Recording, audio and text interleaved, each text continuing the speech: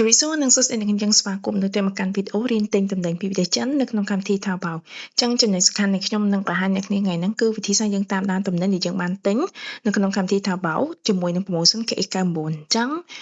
ខ្ញុំនឹងបង្ហាញអ្នកនាងទំនិញដែលខ្ញុំបាន place order ទិញរួចរាល់ហើយអញ្ចឹងនៅវីដេអូមុនយើងបាននិយាយអំពីលក្ខខណ្ឌមួយចំនួនដែលយើងត្រៀមខ្លួនក្នុងការទិញវិធីសាស្ត្រក្នុងការទិញអញ្ចឹងឥឡូវនេះយើងមកដល់វគ្គជំហានមួយទៀតគឺតើតើជាមួយនឹងការតាមដានទំនិញដែលយើងបានទិញរួចរាល់តើទំនិញហ្នឹងគេបានរៀបចំដឹកជញ្ជូនឲ្យនៅដឹកជញ្ជូនដល់ណាហើយអញ្ចឹងអូខេយើងមកតាមដានដល់គ្នានេះគឺជាជំហានមួយដ៏សំខាន់ដើម្បីយើងប្រកាសថាខាងហាងរៀបចំទំនិញនិងយើងទទួលបានទំនិញអញ្ចឹងនៅក្នុងកម្មវិធី Taobao ហ្នឹងឥឡូវគេមានកម្មវិធីទី1ចាក់ដឹកទំនិញពីចិនមកដល់ខ្មែរយើងដែលផ្ទាល់ហ្មងបើសិនជាយើងទិញចាប់ពី99ជាន់ឡើងទៅយើងនឹងទទួលបានការ free shipping ឬក៏យើងនិយាយសោះគឺហៅថា KX99 អញ្ចឹងទំនិញដែលមាន KX99 ចឹងអាចទិញទំនិញមួយឬក៏ហាងទូចបញ្ចូលគ្នាមានតម្លៃលើសពី99ជាន់ឡើងទៅយើងនឹងទទួលបានការ free shipping ដោយយើងដាក់អាស័យដ្ឋានខ្មែរយើងមក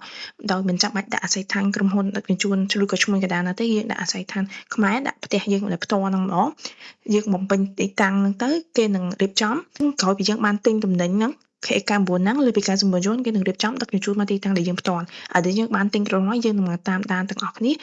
ទំនិញទៅដល់ណាហើយអញ្ចឹងអូខេឥឡូវយើងចូលនៅក្នុង app Taobao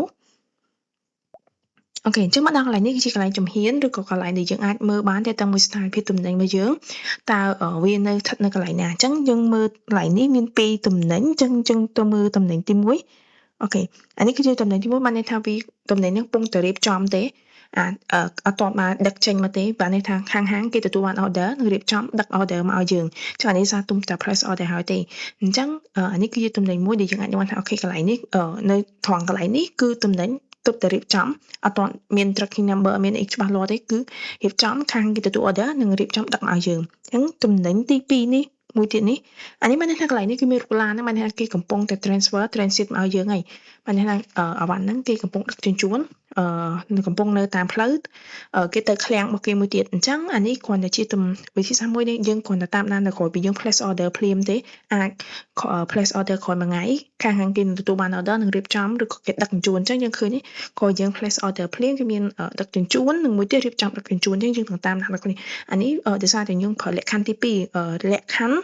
consolidation ឬក៏លក្ខខណ្ឌបង្រួមទំនិញចូលគ្នាអញ្ចឹងយើងត្រូវចុចបង្រួមទំនិញនៅខ្លួនឯងអញ្ចឹងនេះគឺជាវីដេអូបន្ទាប់ពីយើងទិញទំនិញភ្លាមជំហានបន្ទាប់ក្រោយពីទិញទំនិញគឺយើងតាមដានទំនិញនេះគឺជាចំណុចសំខាន់ដែលយើងប្រកាសថាទំនិញយើងបានដឹកបានរៀបចំនិងអាចនិយាយថាយើងនឹងរងចាំទទួលទំនិញរបស់យើងអញ្ចឹងយើងរងចាំមើលបន្តទៀតថាតើស្ថានភាពនៃទំនិញហ្នឹងវាទៅដល់ណាបន្ទាប់ពីថ្ងៃបន្ទាប់មកទៀតណាបន្តតាមដានទំនិញយើងទាំងគ្នាអញ្ចឹងយើងបានទិញទំនិញពីមុខរៀងៗគេបានរៀបចំនឹងដឹកទៅយើងចង់ឥឡូវយើងមកបន្តតាមដានទំនិញទាំងអស់គ្នាអញ្ចឹងខ្ញុំបញ្ជាក់ថាខ្ញុំទិញទំនិញ KX99 ដោយជ្រើសរើសជម្រើសទី2អញ្ចឹងអ្នកគ្នាចង់ដឹងថាជម្រើសទី1មិនជម្រើសទី2មិនខ្ញុំបាននិយាយនៅក្នុងវីដេអូមុនហើយអញ្ចឹងជម្រើសទី1គឺយើង direct shipping បានន័យថាទំនិញចូលដល់ឃ្លាំងភ្លាមគឺគេដឹកចេញមកភ្លាមអត់ចាំទំនិញមួយណាទេតែខ្ញុំយកជម្រើសទី2គឺជម្រើសបង្រួមទំនិញអញ្ចឹងបានថាទំនិញចូលដល់កន្លែងមកគេឃ្លាំងមកគេរងចាំទំនិញក្នុងរយៈពេល1ថ្ងៃហើយយើងត្រូវចុចបង្រួមទំនិញនឹងដល់ខ្លួនឯងអញ្ចឹងខ្ញុំយកជម្រើសទី2អញ្ចឹងយើងទៅតាមដានទំនិញហ្នឹងដែលយើងបានទិញអ្នកគ្នាអញ្ចឹងអានេះគេយើងឃើញរូបឡានមានទំនិញ2យើងទិញ2ទំនិញយើងចុចមើលមកអញ្ចឹងនេះគឺជាទំនិញដែលយើងបានទិញពីមុខហ្នឹងអញ្ចឹងយើងចូលទៅមើលស្ថានភាពមួយទាំងគ្នាតើវានៅស្ថានភាពដើម្បីបញ្ជាក់បន្ថែមយើងចុចខាងក្រោមពណ៌ក្រហមនេះដើម្បី check មើលអូខេអញ្ចឹងយើងឃើញកន្លែងនេះអញ្ចឹងវាបានថាវា in transit បានន័យថាគឺវាកំពុងធ្វើដំណើរដល់អាវ៉ាន់ហ្នឹងកំពុងដឹកជញ្ជូនត្រូវបានគេដឹកជញ្ជូនទៅទីតាំងមួយអាចជាឃ្លាំងមកគេអញ្ចឹងវាកំពុងដឹកជញ្ជូនទេវាអត់ទាន់ទៅដល់ទេចឹងអានេះទំនិញមួយហ្នឹងទំនិញមួយនេះដូចគ្នាយើងចូលទៅ check មើលដូចគ្នាចង់ដឹងថាវានៅស្ថានភាពមួយចុចប៊ូតុងពណ៌ក្រហមខាងក្រោមស្ដាំដៃនេះយើងឃើញមកដល់ផ្ទាំងកន្លែងនេះបានន័យថាវាទៅដល់កន្លែងដែលត្រៀមបង្រួមទំនិញហើយវាទៅដល់ឃ្លាំងទៅត្រូវត្រៀមបង្រួមទំនិញឧទាហរណ៍ថាអញ្ចឹងបានន័យថាទំនិញមួយកំពុងតែ in transit កំពុងតែដឹកជញ្ជូននៅតាមផ្លូវត្រូវបានគេដឹកជញ្ជូនទំនិញទី2ទៅបានទៅដល់ឃ្លាំងកន្លែងដែលគេត្រៀមបង្រួមទំនិញនឹងចូលគ្នាអញ្ចឹងឧទាហរណ៍ថាបើសិនជាខ្ញុំអត់ចង់ចាំទំនិញមួយទៀតទេខ្ញុំអាចចុចអូខេយើងសាកចុចមើលដើម្បីយើងចេញមកដឹកមកហ្មងយើងអត់ចាំបាច់ចាំទេអញ្ចឹងអូខេយើងសាកចុចអូខេយើងឃើញនៅខាងក្រោមដោយសារវាគិតថ្លៃដឹកជញ្ជូនដោយសារវាគ្រប់99ជាន់នេះអញ្ចឹងបើសិនជាអូខេយើងអត់ចង់ចាំវាទេយើងអត់ចង់ចាំតំណែងផ្សេងទេយើងចង់ចេញដឹកមកអញ្ចឹងយើងត្រូវបង់ថ្លៃ delivery បន្ថែមបង់ថ្លៃ shipping បន្ថែមនៅខាងក្រោមដែលវាជាថ្លៃ shipping អញ្ចឹងដោយសារយើងចង់ទិញបង្រួមទំនិញជួសគ្នាយើងត្រូវចាំអាវ៉ាន់អញ្ចឹងយើងអត់ទាន់ចុច select ទេតែបើសិនជាករណីខ្ញុំអត់ចង់ចាញ់ចង់បានអាវ៉ាន់នឹងលឿនជាងអាវ៉ាន់មុនយើងចុចទៅហើយយើងចុច select លើទំនិញមួយហ្នឹងយើងចុច បញ្ជូនទៅបតង់ពណ៌ក្រហមហ្នឹងដើម្បីឲ្យគេរៀបចំបង់ថ្លៃដឹកហើយតែបញ្ជាក់បង់ថ្លៃដឹកហើយទើបអាចគេបញ្ជូនទំនិញហ្នឹងមកភ្លាមអញ្ចឹងបញ្ជាក់នៅក្នុងកន្លែងហ្នឹងគឺយើងត្រូវបង់ថ្លៃដឹកសិនទើបគេបញ្ជូនទំនិញមកករណីដែលអ្នកគ្នាអត់ចង់ប្រញាប់អត់ចង់ចាំមករួមទំនិញទេអញ្ចឹងនេះជាថ្ងៃបន្ទាប់យើងដឹងពីស្ថានភាពទំនិញរបស់យើងមួយកំពុងតែដឹកជញ្ជូនពីកំពុងតែទៅដល់ឃ្លាំងដើម្បីត្រៀមមករួមទំនិញអញ្ចឹងយើងចាំបង្រួមទំនិញដល់គ្នាយើងអត់ចង់បង់អស់ថ្លៃដឹកច្រើនទេព្រោះយើងចង់បាន free shipping ណាអញ្ចឹងអូខេសួស្តីអ្នកគ្នាយើងមកបន្តតាមដានទំនិញរបស់យើងបន្តទៀតអញ្ចឹងទំនិញដែលយើងបានទិញឥឡូវយើងត្រូវតាមដានបន្តពីថាវាទៅដល់ណាហើយមកដល់ថងកន្លែងហ្នឹងយើងឃើញថារុកឡានមានទំនិញ2និងឃើញលោតទំនិញឲ្យយើងលោកបតង់ក្រហមគឺលោតឲ្យយើងបង្រួមទំនិញអញ្ចឹងយើងចង់ច្បាស់យើងចូលទៅកាន់រុកឡានហ្នឹងចុចមើល detail product របស់យើងអូខេអញ្ចឹងយើងចុចបតង់ក្រហមដើម្បី check មើលទាក់ទងមួយស្ថានភាពវាអូខេអញ្ចឹងមកដល់ត្រង់កន្លែងហ្នឹងគឺមកដល់ត្រង់កន្លែងយើងត្រូវបង្រួមទំនិញអញ្ចឹងទំនិញមកយើងបានចូលទៅដល់ឃ្លាំងដែលគេត្រូវត្រៀមបង្រួមទំនិញឯងដូចខ្ញុំបញ្ជាក់ចឹងថាខ្ញុំជ្រើសរើសជម្រើសទី2បង្រួមទំនិញដោយខ្លួនឯងជ្រើសរើសជម្រើសទី2អញ្ចឹងជម្រើសនៃការដឹកជញ្ជូនវាមានទី1ទី2ដែលទី1នេះគឺដឹកទៅដល់ដោយផ្ទាល់ចូលដល់ឃ្លាំងគេចេញដឹកមកភ្លាមមកទី2ត្រូវរងចាំទំនិញរួមបញ្ចូលគ្នាហើយយើងត្រូវបង្រួមទំនិញដោយខ្លួនឯងអញ្ចឹងឥឡូវទំនិញទៅដល់ទីតាំងឃ្លាំងអស់ហើយអញ្ចឹងដល់វគ្គដែលខ្ញុំត្រូវចុចបង្រួមទំនិញទាំងអស់ហ្នឹងឯងអញ្ចឹងយើងចុចមកអូខេអញ្ចឹងយើងចុចប៊ូតុងពណ៌ក្រហមដើម្បីយើងបង្រួមទំនិញហើយយើងនឹងតាមដានទំនិញហ្នឹងបន្តទៀតបន្តតាមដានទំនិញរបស់យើងទៀតចង់ដឹងថាទំនិញយើងទៅដល់ណាហើយអូខេអញ្ចឹងយើងចូលទៅបន្តតាមដានអូខេអញ្ចឹងយើងឃើញកន្លែងរូបឡានហ្នឹងយើងអាចចូលទៅមើល detail បានអញ្ចឹងបានថានៅត្រង់កន្លែងហ្នឹងបានថាទំនិញយើងកំពុង interested ហើយអញ្ចឹងដោយសារយើងបានបង្រួមទំនិញហើយដោយសារយើងយកជម្រើសទី2យើងត្រូវចុចបង្រួមទំនិញដោយខ្លួនឯងអញ្ចឹងទំនិញហ្នឹងគេបើយើងចុចបង្រួមទៅគឺទំនិញហ្នឹងគេដាក់លើឡានដឹកមកទីតាំងដែលយើងបានកំណត់នៅកម្ពុជាហើយតែយើងអត់ដឹងថាវាដល់ចំណុចណាទេយើងអាចចូលទៅមើល detail បញ្ជាក់បានអូខេអញ្ចឹងយើងឃើញរូបឡានហ្នឹងយើងចុចទៅលើរូបឡានហ្នឹងមកដល់កន្លែងនេះគឺជាកន្លែង detail ទាំងអស់នៅលើស្ថានភាពទំនិញដែលយើងបានទិញរួចរាល់ហ្នឹងអញ្ចឹងនៅផ្នែកខាងលើហ្នឹងវាមានជាច្រើនតាក់ទងជាមួយខាងផ្នែកទី1ហ្នឹងគឺតាក់ទងជាមួយទំនិញដែលគេ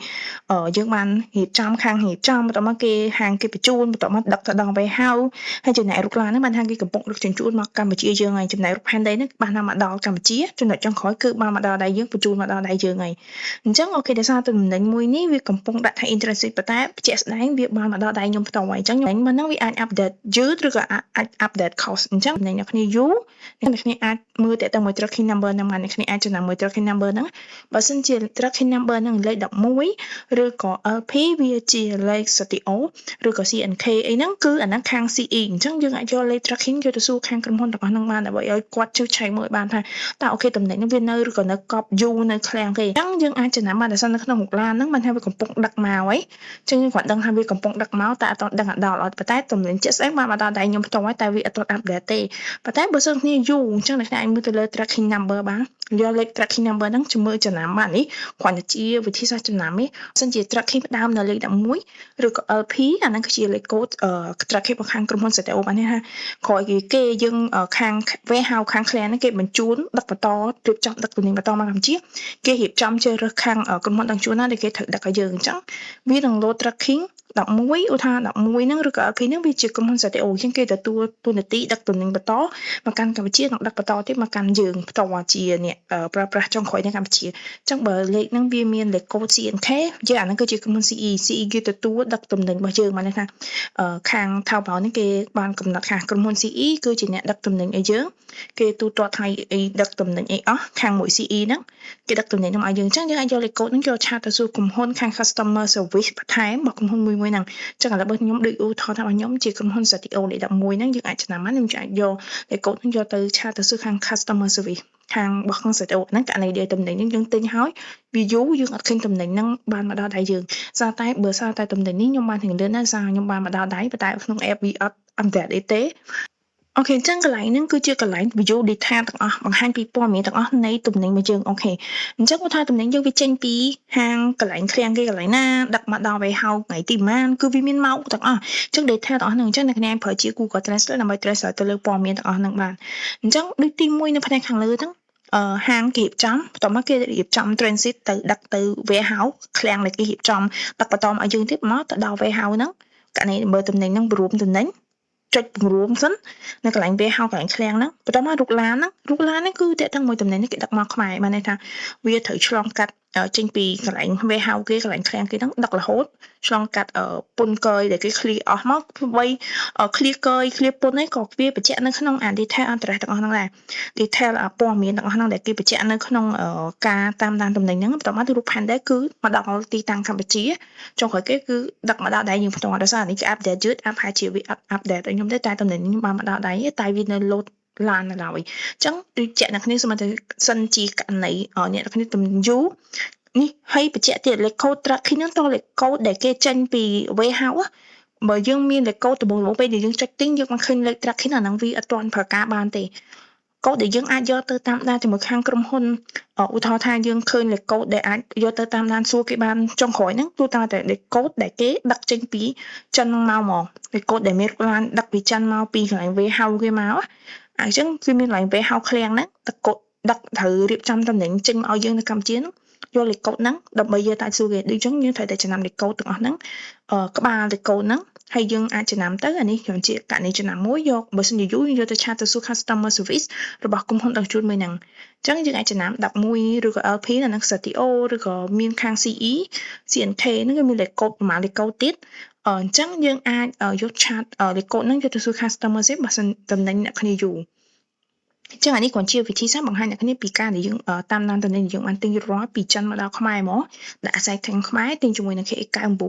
គឺជារបៀបតាមដានតំណែងមួយដែលអាចនិយាយថាយើងអាចមើលព័ត៌មានទាំងហ្នឹងថងកន្លែងហ្នឹងអញ្ចឹងអរគុណអ្នកគ្នាសម្រាប់ការតាមដានទស្សនាកុំភ្លេចជួបគ្នានៅវីដេអូក្រោយទៀតទាំងមួយរៀនទិញតំណែងពីប្រទេសចិននៅក្នុងកម្មវិធី Taobao ជាមួយនឹងកម្មវិធី promotion KX99